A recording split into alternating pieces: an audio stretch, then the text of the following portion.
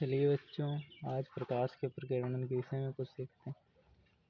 तो एक परावर्तक तल बना लेते हैं।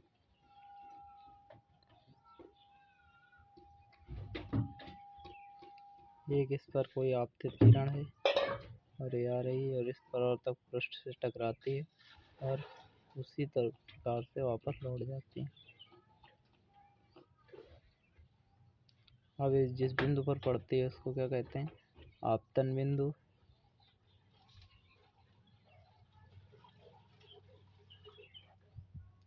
और इस बिंदु पर एक लंब डालते हैं। इस बिंदु पर क्या करते हैं? एक लंब डालते हैं। इसी लंब को क्या बोलते हैं? अभिलंब।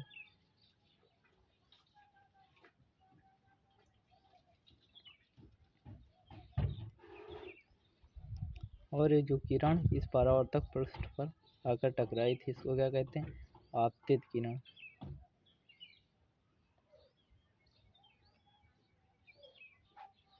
और ये जो परावर्तक पृष्ठ से टकराकर किरण बाहर निकल जाती है इसको क्या कहते हैं? परावर्तित किरण।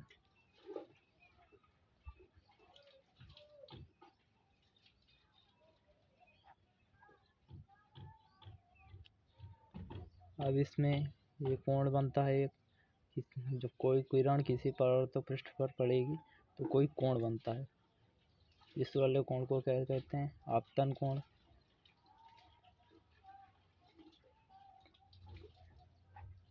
इसको आई से व्यक्त करते हैं। और इस वाले कोण को क्या कहते हैं? परावर्तन कोण। इसको आर से व्यक्त करते हैं।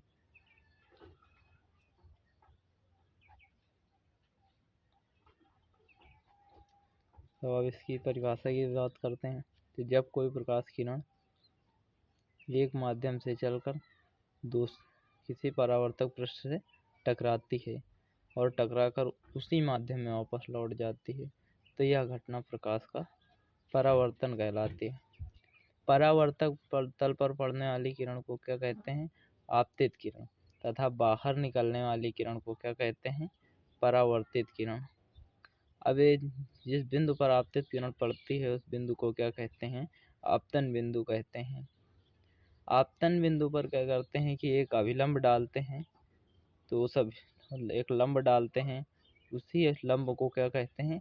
अभिलंब कहते हैं। अब इसके दो नियम निकल कर आते हैं क्या कि आपतन कोण परावर्तन कोण के बराबर होगा, अर्थात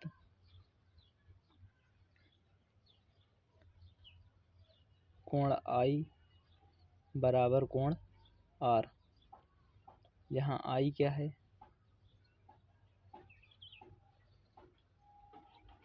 आपतन कोण।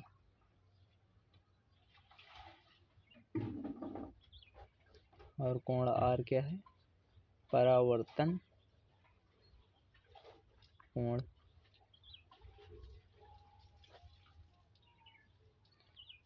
अब क्या करते हैं? ये दोनों कोण बराबर हो गए।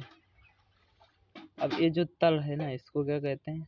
परावर्तक पृष्ठ। इसको क्या कहेंगे? परावर्तक पृष्ठ।